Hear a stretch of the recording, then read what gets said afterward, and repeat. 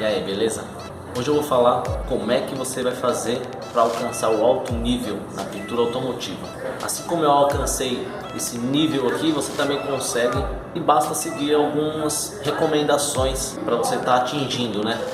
Bom, então o primeiro passo, qual é o primeiro passo para você estar conseguindo atingir esse nível aqui? É o seguinte, a primeira coisa que você vai precisar fazer isso eu estou falando para quem é iniciante. Para quem está iniciando vai estar sempre dando um passinho, um degrau após o outro, tá? E aí é o seguinte, o que você vai precisar fazer? Você vai começar a praticar. Na hora que você já estiver começando a trabalhar, você vai ter que começar a perceber como é que está ficando o seu trampo já finalizado.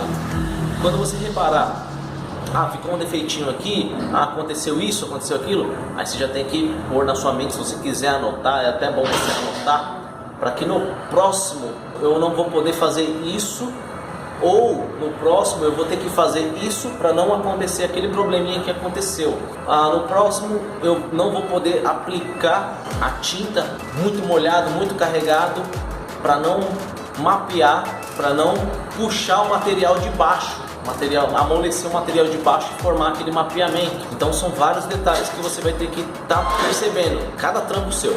Você reparou que um trampo seu saiu com alguma marca de lixa, você der um tempo a mais para o seu cliente, você vai ter que refazer o serviço. Ficar muito visível, né? Às vezes não fica visível do cliente ou ao olho da pessoa que não tem experiência, mas para você que fez o serviço, você sabe que tem um problema ali. Se for um problema que ficou muito visível, aí você vai ter que refazer, mas se não, você entrega o carro e no próximo você já tem que pensar, eu não vou poder fazer isso para não acontecer aquilo que aconteceu no outro carro. Vamos supor, se ficou uma marquinha de lixa lá no fundo que você está vendo, aí você tem que parar e pensar, putz, eu vou ter que, afinar mais o meu lixamento na preparação. No próximo então vou ter que fazer isso, um mapeamento lá no fundo. Então no próximo eu vou ter que ter mais cautela na hora de aplicar a tinta. Então você vai ter que estar sempre prestando atenção no que você está fazendo. Vamos supor, na granulação do verniz. No começo eu deixava bem espelhado na aplicação. Eu já gostava de deixar trincando a pintura já na aplicação. Só que o problema é que é o seguinte, se você está pintando, que nem por exemplo essa peça aqui, já não tem tanto problema porque não tem nenhuma peça do lado de referência. Vamos supor que você vai pintar uma porta. Você vai pintar uma porta e tem a outra porta do lado, tem um paralama do lado. E aí você já está naquele nível mais avançado que é granulação, que é alaranjado, textura do verniz. Vamos supor que você já esteja nesse nível. E aí o que você vai precisar? Nos meus trampos passados eu estava deixando a textura do verniz muito lisa na aplicação, e quando eu lixava para polir, aí sumia toda a granulação e ficava um espelho, ficava liso. E aí quando você comparava a peça vizinha, as peças vizinhas, você via que tinha textura, alaranjado, granulação, depende muito da região aí. E aí a sua peça ficava lisa, ficava um espelho. E aí, para quem é leigo não vai perceber isso, mas para quem manja do assunto, vai olhar e já vai reparar, já vai perceber na hora que aquela peça foi repintada, porque ficou lisa. Ou também tem aquele detalhe de ficar muito cascudo, muito casca de laranja. Você consegue resolver no lixamento e no polimento. Só que se ficar muito casca de laranja, muito grosseiro, se você não lixar até o talo para deixar liso, sem textura, você não vai resolver, porque se você lixar só um pouco e polir, ele vai ficar mais grosseiro ainda, ele vai ficar mais visível a casca de laranja, porque ele aumenta de tamanho. As bolinhas, elas são pequenininhas. Quando você vai fazendo o lixamento, ela vai aumentando de tamanho, ela vai se alargando, na verdade. Ela na altura, ela diminui na altura, só que ela se espalha, porque ela fica gorda, né? É como se você estivesse batendo em cima de alguma coisa.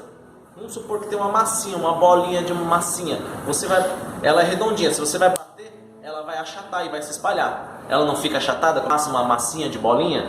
É mais ou menos a mesma coisa que acontece com a textura do verniz. Ela se espalha, ela amassa, ela fica maior.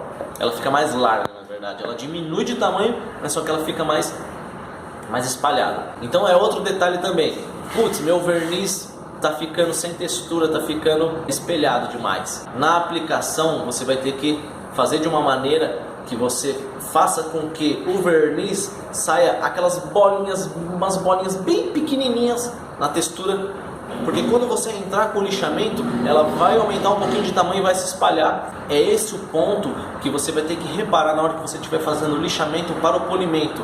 Você vai olhar a granulação alaranjado da peça original e vai tentar reproduzir parecido no lixamento. Para quem não tem uma cabine de pintura, né, no caso.